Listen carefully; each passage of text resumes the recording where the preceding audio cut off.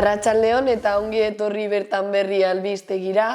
Gaur martxoaren 30 da asteartea, hauek dira Iruñerriak eta Nafarroak utzitako albiste nagusienak. IKAMA ikasle antolakundeak greba eta mobilizazioak egin zituen atzo Euskal Herri osoan, hezkuntza sistema aldatzeko lelopean. Iruñako manifestazioa eguerdian abiatu zen Nabarreria plazatik. Maiatzaren 7an Nafarren hizkuntza eskubideak errespetatuko duen mereximenduen dekretu baten alde kalera ateratzeko deia egin du kontseiluak. Nafarroko lehendakariak harrera egin dio Patxi Bera Foru Komunitateko Arartekoari. Nafarroko amiantoren biktimei laguntzeko elkarteko, Adaban eta Lizarrako Agni enpresako amiantoak kaltetutakoen plataformako kidek adierazi dute garrantzitsua dela Nafarroan amiantoa ezabatzeko plan zuzentzailea gauzatzea eta betetzea. Iruñak bertze 59 kamera instalatu eta hainbat eremutan argiztapena hobetuko du herritarren segurtasuna handitzeko. Iruñak Madrid Fusion nazioarteko azokaren 20. edizioko ardoaren gela sortu berrian parte hartuko du. Iruñerriko mankomunitateak insektu hotel bat instalatzen du areatzean Uharten. Euskalmet Meteorologiaren Euskal Agentziak eta AEMET Espainiako Meteorologia Agentziak abisu horia ezarri dute elurragatik ostegunerako eta ostiralean elurkota are gehiago jaitsiko dela ohartarazi dute.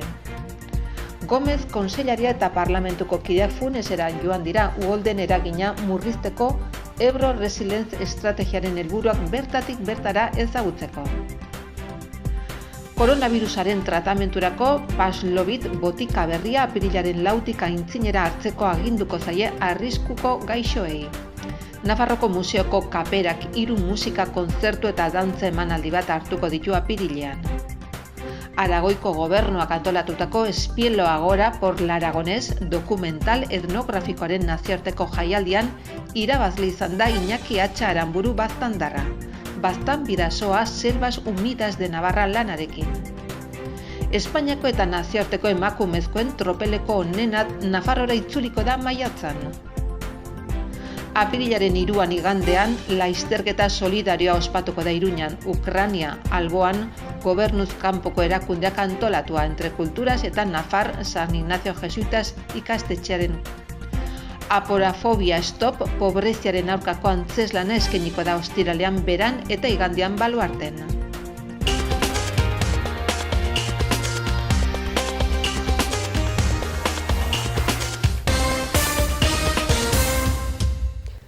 IKAMA ikasle antolakundea greba eta mobilizazioak egin zituen atzo Euskal Herria osoan hezkuntza sistema aldatzeko lelopean.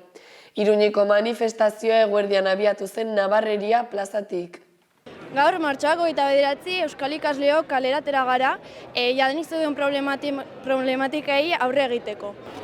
Covid egoerak berriz ere kapitalismoaren mesedetan utzi hezkuntza eta honi aurka egin diogu IKAMako partaideok. Adibidez, oso nabaria izan dena da ikusi dela hezkuntzan prekarizazio bat eman dela, murrizketa asko egon direla, ikastetxe batzuk ixten saiatu egin direla. Gero ere bai kontrola pila bat areagotu dela, kamarak jarri izan nahi baitituzte eta dena delakoa. Eta ere bai, psikologikoki arazo larriak izan ditugun arren ez dela ezer egin, ez digutela laguntzik eman, eta laguntza eman ezkero oso eskasa izan dela. Eta hori, kontrola kentzeko, inbertsioa exigitzeko, eta hori, gu ikasleok, ikasleon papera kontuan hartzeko mobilizatuko gara gaur. Dinamikarekin egin dira gauza ezberdinak ikastetxetan, adibidez, karo, gu kexatzen ari gara hezkuntza sistema hori aldaketa bat behar duela, hori exigitzen dugu. Baina horretaz gain ere bai ikastetxeetan problematika batzuk aurkitu ditugu eta horiek adibidez identifikatzeko ikastetxe ezberdinetan egin dira asambladak eta dena delakoak jakiteko zertaz kexatu nahi dugunez, non ikusten dugun problematika hori eta zuzendaritzarekin hitz egin saiatu konpontzen eta hori gaurko manifestazioare bai aldaketa bat lortzeko. IKAMA ikasle antolakundeak greba eguna eta mobilizazioak egin zituen atzo Euskal Herri osoan, hezkuntza sistema aldatzeko lemapean. Iruñako manifestazioa eguerdian abiatu zen Navarra plazatik. LOMLOE legea, ebaluazio sistemak ikastetxetan segregazioa, ikasketen kostu ekonomikoa, Nafarroan euskerarekin ezarritako zonifikazioa edota ikaslek pairatzen duten kontrol eta kriminalizazioa izan dute hizpide atzoko egunean, ikamakoek. Beste behin ere, Euskal Herriko ikastetxe eta kaleak astindu ditugu. Berriz ere, nahikoa dela esateko, nazkatuta gaudela argi uzteko. Bilbo, Donosti, Bergara, Amurrio, Gasteiz eta Ereñan bildu garen milaka ikasleok krisi egoera hau betiko ordainduko ez dugula esatera etorri gara, eta hezkuntza sistema errotik aldatu ezean sistemaren erroko aldaketa baten eskutik ez dugula amore emango. Covidak mundu globalizatu hau zuzenean kolapsatu baino lehen, esaten genuen jada blokeogora baten ari ginela gerturatzen. Neoliberalismo basatiak ezinbestekoak dituelako kolapso egorak forman beziberritu ahal izateko. Hezkuntzak ere goia jo duela esaten daramatza urteak eta urteak. Industrializazio garaiko formatu berdina duen hezkuntza eredu batekin jarraitzen dugulako. Guztiz zaharkitua. Eta ikasleon garapen integrala erdigunean jarri beharrean, kapitalismoaren makinaria olioztatzea beste helbururik ez duena. Hezkuntza negoziazioa da egun, gutxi batzuk gehiengo oso bat haien balore eta praktiken baitan ezteko negozioa. Eta horretan berresteko etorri zen pasaden urtean LOMLOE legea Espainiar estatutik, dena lotuta eta ondo lotuta izateko. Legeak lege egunez egun ere ikasleak eskuetatik lotuta gaituzte ikastetxeen barruan. Itotzen gaituen ebaluazio sistema batekin, gure jatorriagatik ikastetxeka segregatzen gaituztelarik. Ikasketa prozesua aurrera eramateko materialetan inbertitu behar dugun dirua guztiagatik. Ikasleon gaineko etengabeko kontrol eta kriminalizazioa, euskaraz ikasi eta bizitzeko ezintasunagatik. Honek guztiak nola ez gure osasun mentalaren kaltetzea dakar, presio eta beldurraren doktrinak muturreko egoera batera eraman gaituelarik. Iraganean errotuta mantendu nahi gaituzte. Gure herriarekiko indarkeria sistematikoa bariatu izan duten indar polizialak, herri honetan gertatu izan denaren inguruko etika lekzioak emanez ikastetxeetan eta gure hizkuntzaz ikastea zilegi ez dela arautzen duen zonifikazioaren legearen bidez. Txibite, Bildarratz, Jimeno, Pilar Alegria, Marlaska, Blanker. Euskal Herrian bizi gara, eta hemen guk erabakiko dugu zein den gure nortasuna eta gure historia. Sistemak eta egitura instituzionalak dituen mugak kontuan hartuta ikasturte honetan aukera berri bat ireki izan da Hego Euskal Herrian gure herrian dugun eredua irautzeko. Arriskatu eta posizionatzeko aukera bat, etorkizuneko gure hezkuntza eredua marraztu eta irudikatzeko aukera. Nafarroa momentuz inolako bilbiderik izango ez duena eta eaen bidonetik doana. Hala ere, ikusi beharko dugu adostutako akordioek zeitzulpen duten datorren urterako prest egoita arrikusten den legean. Eta horretarako ezinbestekoa izango da mobilizazio sozialen eragin eta ikasleo guraldetik, kaleetan eta ikastetxeetan eragiten jarraitzea. Beraz, hemendik aurrera ere ez gara makurtuko. Orain, inoiz baino gehiago, ikastetxez ikastetxe eta herriz herri antolatzen eta borrokatzen jarraituko dugu. Euskal Eskola herritar eta burujabea lortu arte, galtzeko bakarrak atea direlako. Gora ikasleon borroka! Gora ikama! Maiatzaren 7an Nafarren hizkuntza eskubideak errespetatuko duen merezimenduen dekretu baten alde kalerateratzeko deia egin du kontseiluak. Duela 2 aste euskararen aldeko 30 gizarte eragile biltzen dituen Euskalgintzaren Kontseiluak, herritarrak ez gutxietsi eskubideak guztiontzat kanpaina jarri zuen abian. Nafarroko gobernuak onartu asmo duen merezimenduen dekretu berriaren edukiak gizarteri ezagutzera emateko. Kanpaina honen testu inguruan Kontseiluak mobilizazio handi batera deitu ditu Nafarroa osoko herritarrak aipatutako dekretuan aldaketak eskatzeko eta orokorrean euskarak eta euskal hiztunak pairatzen ari diren egoera salatzeko. Hori dela eta herritarrak ez gutxietsi eskubideak guztiontzat lemapean manifestazio jendetsua deitu du Kontseiluak maiatzaren 7an Iruñan.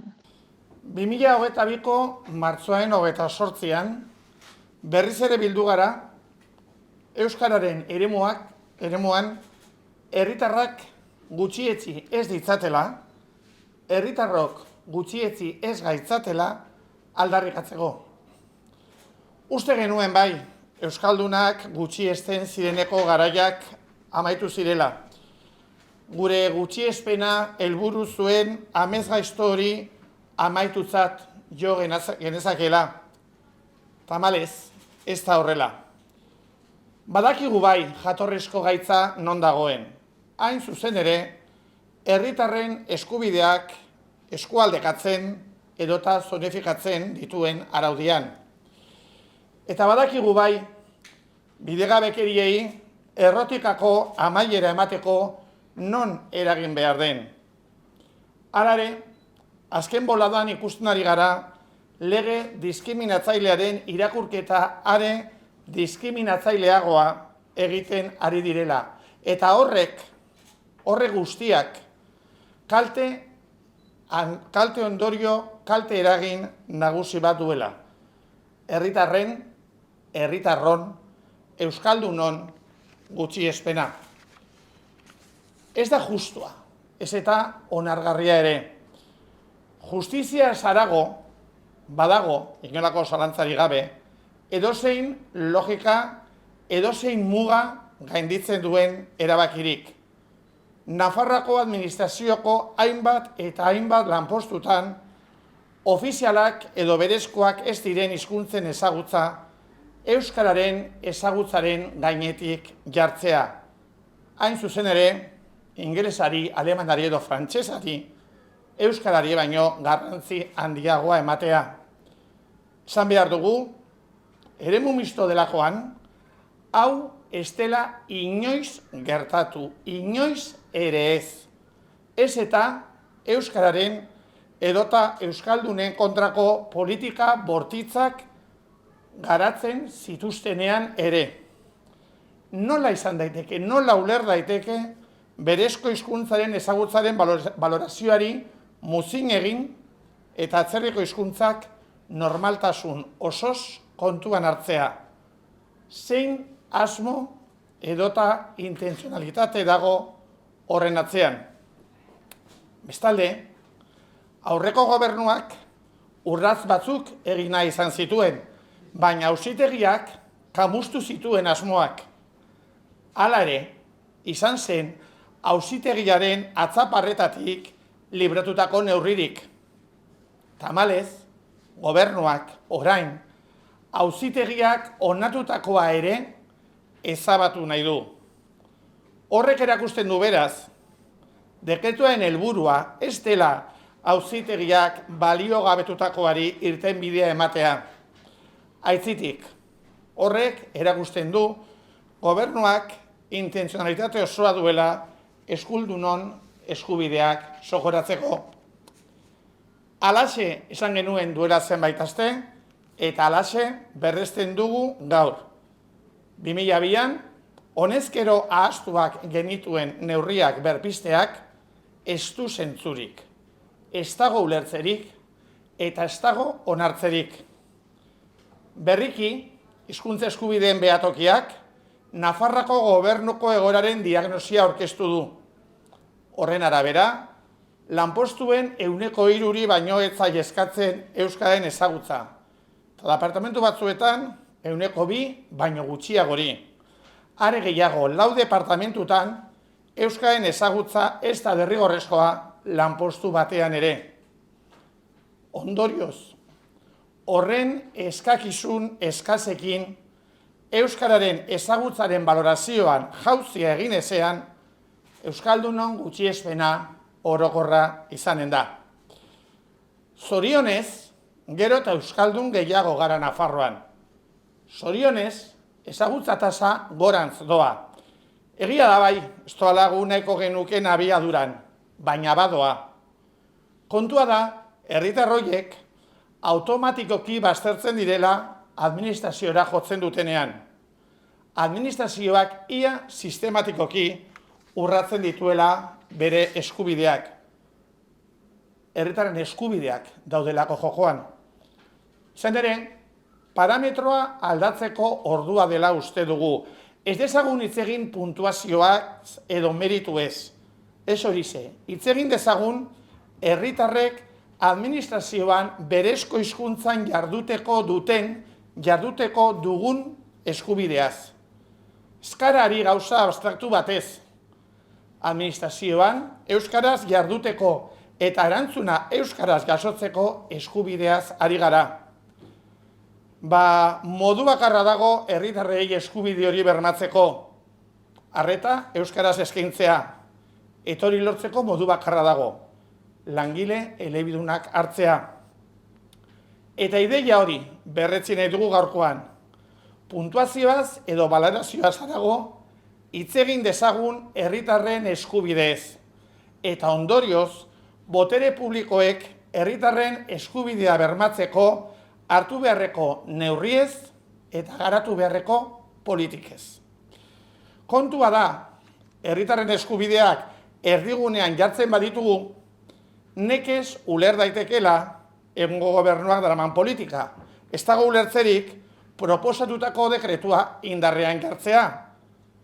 Horrexegatik, bere horretan onartu ezkero, herritarren eskubidei muzin egin eta bestelako interesei erantzuten dien araudia indarrean jarriko dutela berretsi nahi dugu. Gogorra da bai alakorik bai estatzea, baina horixe da araudiak ekarriko duena. Eskubideak guztiontzat. Horregatik guztiagatik, Euskalgintzaren Kontseiluak kalera atera beharra ikusten du. Batetik, ikusgabe egin nahi gaituen horri aurre egin eta izan bagarela erakusteko eta berresteko. Ez dago Euskaldunon komunitatea desagerraraziko duen legerik.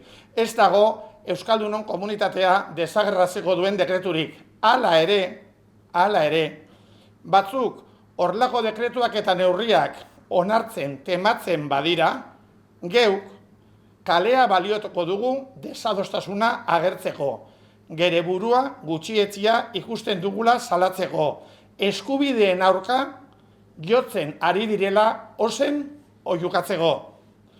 Eta bestetik, gure eskubideen alde aterako gara kalera.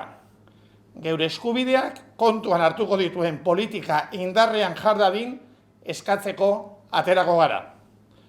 Hortaz, herritarrei dei egiten digegu maiatzaren 7an, larunbatarekin, arratsaldeko 5:00 Euskalgintzaren Kontseiluak Antoniuti Parketik abiatuko duen manifestazioan parte hartzeko. Orain da unea, herritarrak ez gutxietsi, eskubideak guztiontzat ozen aldarrikatzeko. Mila esker.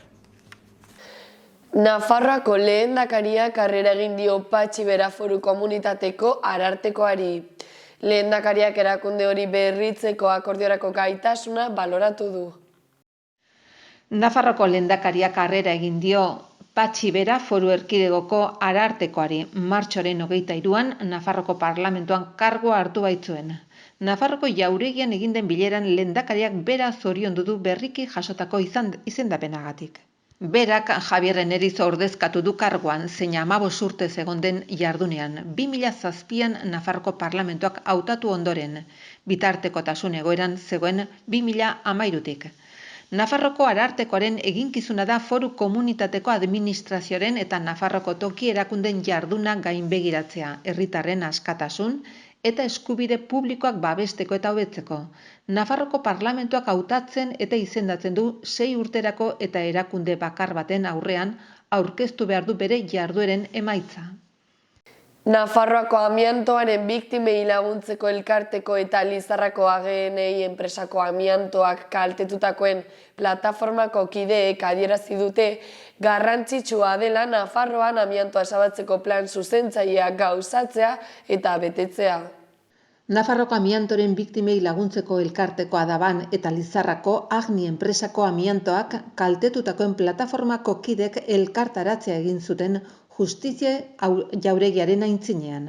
Batetik prozesu judizial batean dagoen lankide bati babesa adierazteko eta bertzetik Nafarroan amianto ezabatzeko plan zuzentzailea aurrera eramatea aldarrikatzeko. Bertan azpimarratu dutenez pandemiak iraun bitartean amiantorekin harremana izan duten langileak ez dira aztertzen ari beharrezko maiztasunarekin eta hori larritzat jo dute gaixotasun horren diagnostiko goiztiarra oso garrantzitsua baita. Iruñeak beste 59 kamera instalatu eta hainbat eremutan argiztapena hobetuko du herritarren segurtasuna handitzeko. Gailu berriak batez ere aisiaguneetan instalatuko dira eta polizia eta informazio ekintzekin osatuko dira. Iruñak bertze 59 segurtasun kamera izanen ditu kaletan eta hainbat eremutako argiztapena hobetuko du herritarren segurtasuna hobetzeko. Neurri horiek Javier Labairu Iruñako udaleko herritarren segurtasuneko zinegotzi ordezkariak eta Patxi Fernandez alorreko zuzendariak aurkeztu duten polizia estrategiaren parte dira. Neurri horien xedea bide publikoan egiten diren delituak etetea da, hala nola, lapurretak, larderiak ekintza bandalikoak eta personen aurkako delituak. Iragarritako bertze 59 kameren gehiengoa aixiagunetan, kale zurrut egiteko erabili ohi diren eremuetan eta diskoteketatik hurbil dauden kaletan instalatuko dira. Zehazki gailuen gehiengoa Aldezarrean kokatuko da, non 22 kamera gehiago egonen baitira. Atzetik, Donibane etorriko da, bertze 8 gailurekin eta Gazteluko ingurubidea 7rekin. Gainontzekoak hiriko auzoetan banatuko dira, halaber, aurreikusita dagoeneko erdiguneko kaletan kokatutako bertze 7 kamera berritzea. Segurtasun gailu horiek une hauetan Iruñak bide publikoan dituen 106 kamerei gehituko zaizkie, horietatik 70 trafiko kamerak dira, ibilgailu dentsitate handiko eremuetan kokatuak eta 36 herritarren segurtasunera bideratuta daude. Aldezarrean 45 daude. Instalatutako kamerak udaltzaingoren ekintzen koordinazio zentroari konektatuta daude eta ari gehituko zaizkio gailu berriak ere.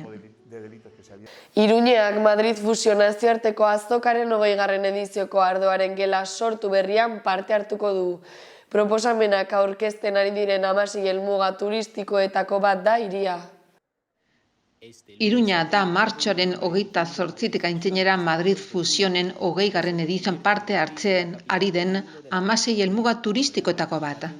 Saborea Espainia elkartearen eta Turiun Institut erakundearen babespean egiten du, produktutik haratago izenburupean, gastronomiak benetakoarekin, jasangarriarekin eta tokian tokikoarekin harremanetan jarrita.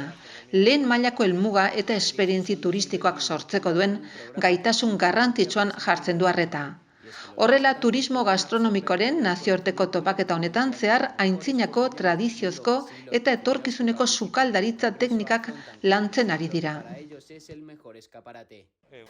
Iruñerriko mankomunitateak intsektu hotel bat instalatu du areatzen uharte, egitura artifiziala babesleku da espezie desberdinentzat ingurunea naturalizatzea sustatzen dutena. Aste honetan, Iruñerriko mankomunitateak insektuentzako hotela kokatu du areatzako meandroan uharten, ingurunearen naturalizazioa sustatzen duten espezie desberdinentzako babeslekoa den egitura artifizial bat. Hotela erabiltzea espero den espezien artean osmia bikolor izenekoa dago, erle txiki bakarti bat oso onuragarria egiten den polinizazio lanarengatik eta bai amona mantagorriak, zixareak eta kakalardoak ere. Ornitolan Servicios Medioambientales enpresak kokatu du instalazioa eta ura eraikitzeko arazuriko hondakin uren araztegiko inauste hondakinak erabili ditu. Urez bete ohi den inguru bat izatean, urarekin arazoak izatea saiesteko meandroan altuen dagoen kokalekoa aukeratu da. Gainera, hegoalderantz kokatu da egitura eguzki erradiazioa ahalik eta gehiena aprobetxatzeko eta insektuak bertara joatea laguntzeko baldintza garrantzitsua baita. Insektuentzako hotelaren ondoan azalpenak emateko mahai bat kokatu da, areatzako meandroa, lehen goratzeko prozesua 2009an hasi eta 2020an amaitu zena zehazki kontatze aldera.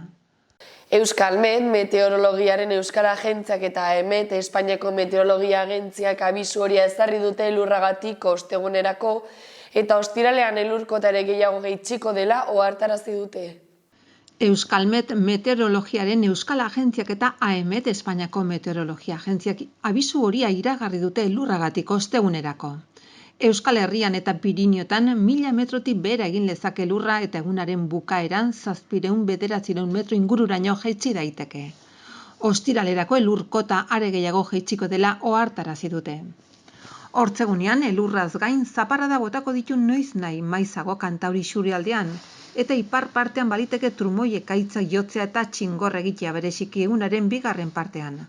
Gauerako elurkota jaitsiko da 700-900 metro ingururan kokatu arte. Nafarroan eta bereziki Pirinio aldean 10 zentimetroko geruza pila daiteke egun osoan. Hortziralerako baina elurkota are gehiago jaitsiko dela ohartarazi du Euskalmetek eta AEMETek.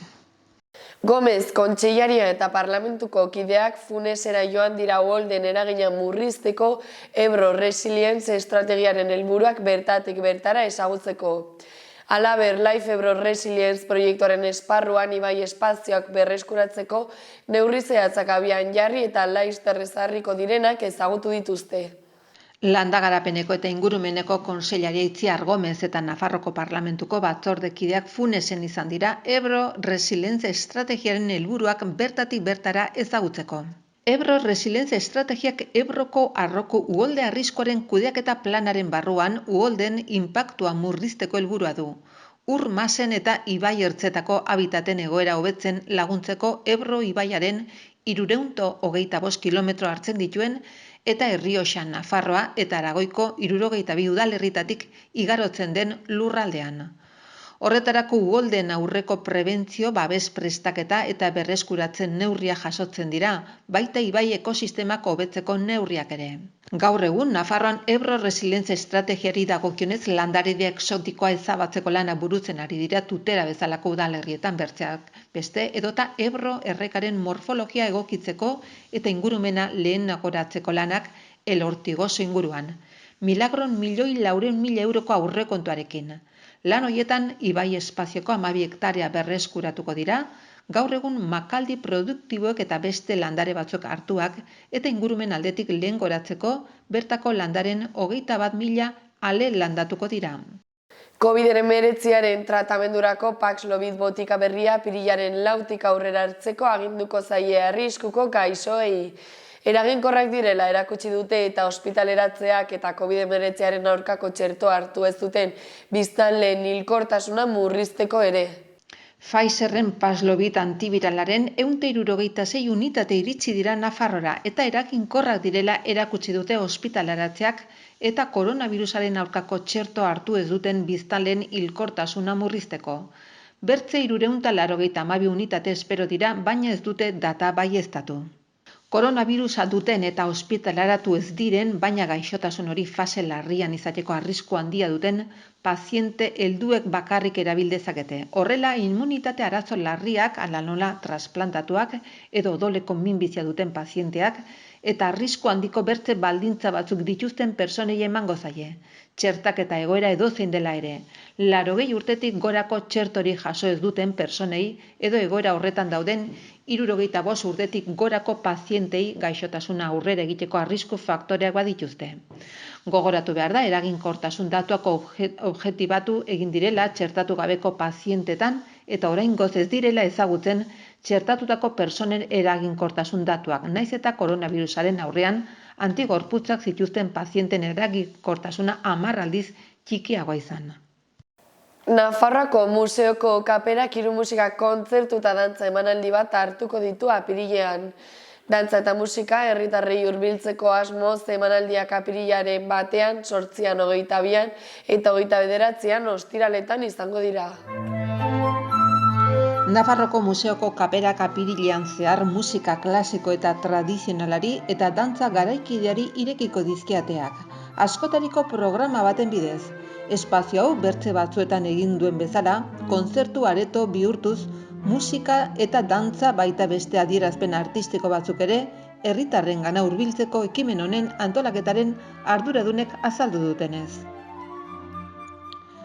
Kontzertuetara joateko sarrera debalde izango da eta gonbidapenak emanaldiaren egunean bertan jaso ahal izango dira. 5etatik emanaldi horietarako aurreikusitako edukiera bete arte. Apirilaren batan izango da lehenengo kontzertua Zura Quartet taldearen eta Ariadna Martínez eta Amaia Uarte sopranoen eskutik. Hortziralean, hilak 8 Site Specific dantza taldearen emanaldia izango da Red Atalak Laboratorio de Intérpretes dantzaz ekimenaren baitan. 22an Abraham Kupeirok eta Margarida Mariñok biolontxeloa eta Sabela Kamañok akordeoian ahaztutako soinuak emanaldia eskainiko dute. Programa artistiko honen amaiera apirilaren 29an izango da Diego Fernández Magdaleno piano jotzailearen eskutik. Aragoiko gobernuak antolatutako Espielo Agora por el Aragonés dokumental etnografikoaren nazioarteko jaialdian irabazle izan da Iñaki Atxaranburu Baztandarra Baztanbidasoa Selvas Unidas de Navarra lanarekin. Aragoiko hizkuntza politikako zuzendari nagusiak Espielo Agora por el Aragonés sari banaketa egin zituen pasaden asteburuan. Aragoierara bikoiztutako, azpititulotako edo filmatutako ikus-entzunezko lanak aintzatesteko. Edizionetan 36 lan aurkeztu ziren Sobraberko dokumental etnografikoaren nazioarteko jaialdian. Espilo sailean, hoietatik 11 kategoria orokorreko sarietarako hautagaiak ziren eta 25 berriz eskola sarietarako. Aurkeztutako filmek kalitate handia dutenez eta genero desberdinak direnez, epaimahaiak erabaki du Espielo Agora 20. edizioko Aragonés General Sari ematea 2021 aragoieraz grabatu, bikoiztu eta azpititulutako ikus-entzunezko onenari. 900 euro eta garaikurra hoien artean, Iñaki Atxaranburu Baztango argazkilaria, kameralaria eta Xaloa telebistako lankidea, Baztanbidasoa Selvas Unidas de Navarra lanarekin. Baitere sarituak izan dira Carlos Baselga eta Francisca Martinen lana Ai Dios filmarekin. Iñaki Atxaranbururen argazkigintzarekiko grinak Finlandiara eta Errusiara eraman du bertan bizi diren hartz bila. 22 urte daramatza kamerari lanetan eta duela 8 urte hasi zen mota guztietako espeziak erretratatzen. Bidasoa Selvas Unidas de Navarra dokumentaleko protagonista Kirik da. Bera arduratuko da 4 urtaroetan barna ikusleak gidatzeaz. Urtaro bakoitzean zenbait animali ezberdinak agertuko dira, urteko sasoi horrekin zerikusia dutelako. Agertzen diren animali guztiak libre bizi dira Baztanbidasoako oihanetan. Espainiako eta nazioarteko emakumezkoen tropeleko onena Nafarroara itzuliko da maiatzean. Nafarroako Kirol Institutuak bultzatutako Nafarroako emakume klasikoek 6 UCI World Tour talde izango dituzte. Espainiako eta nazioarteko tropeleko txirrindulari honenek Nafarroko emakumezkoen klasikoak emakumeen Nafarroko klasikoa lasterketak jokatuko dituzte Irurzunen eta Iruñan, maiatzaren 10 eta 11. Eta World Tour mailako 6 talde izango dira kirol hontako maila gorenean. Tropelean, Anemiek Van Vleuten Movistar timeko txirrindulari holandarra egongo da, azken 2 ediziotako birabazlea eta gainera palmares bikaina du. 2021 urrezko domina olimpikoa lortu baitzuen Tokioko erlojupekoan. Horrela, Nafarroak 2 txirrindulari lasterketa hauen 4. edizioa hartuko du. Nazioarteko txirrindularitza elkartea munduko egutegian elite mailako emakumezkoen kategorian izena emanda dauden frogak. Apirilaren 3 igandea lasterketa solidarioa ospatuko da Iruñean, Ukraina, alboan GKek antolatuta, Entre Culturas eta Nafar San Ignacio Jesuitas ikastetxea.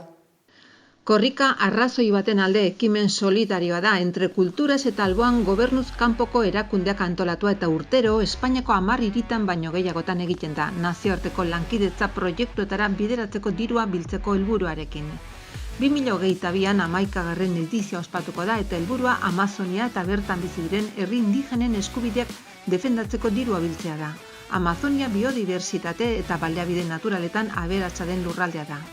240 hizkuntza hitz egiten dituzten 380 herri indigenetako 33 milioi persona bizi diren eskualdea. Gaur egun, baso soiltzeak eta interes militarra, komertzial eta industrialek mehatxatzen duten lurralde hori. Amazoniaren suntsipenak eta herri indigenen eskubideen urraketek arriskoan jartzen dute planeta osoko bizitza.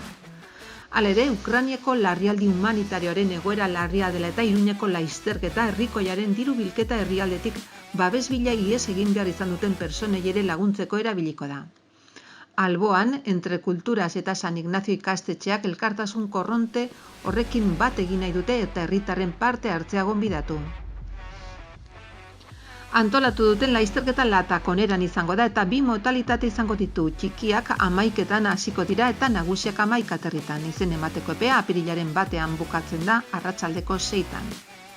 Izena emateko bikoitza correporunacausa.org webgunean izena emateko inprimakia bete behar da. Gainera, 0 dorsal bat egongo da edozein persona edo erakunderen eskura doaintzak egiteko nahi duen zenbateko emanez. Aporafobia stop pobreziaren aurkako antzezlana eskainiko da ostiralean beran eta igandean Baluarten. Aporafobia stop pobreziaren aurkako antzeslana eskainiko da ostiralean beran eta igandean Baluarten. Aporofobia pobrezia egoeran dauden personekiko arbuioa beldurra edo gorroto adierazten duen termino da, askotan xenofobia, homofobia edo arrazakeria bezalako bertze gaiz batzuen jatorrian dago. Oxfam pobreziaren aurkako nazioarteko erakundeak egindako azken txostenaren arabera 1 milioi persona erori dira egoera horretan pandemiaren azken urte hauetan, eta zailtasun handia dituzte beren oinarrizko premiak asetzeko. Egoera hori are larriagoa da aporofobiaren ondorioz. Isilarazitako persona horiei ahotsa emateko eta gizartaren gaitzespenari aurre egiteko asmoarekin Ados Teatro Antzerki konpainiak, Paris 375 jantoki solidarioak eta Simpson, Bide Bitarte Kooperatiba eta Arteriak kultura erakundek indarrak batu dituzte Aporofobia Stop proiektua sortzeko. Ekimen horren bidez arte eszenikoak ikusarazteko eta pobrezian, etxegabetasunean edo ahultasun sozial eta ekonomikoan dauden personak eraldatzeko tresna positibo bihurtu dira eta ahalduntze prozesu bat sortuko da hainbat sormen prozesuren bidez. Hauek izan dira gaurko albiste nagusienak, eskerrik asko zuen arretagatik eta bihar arte.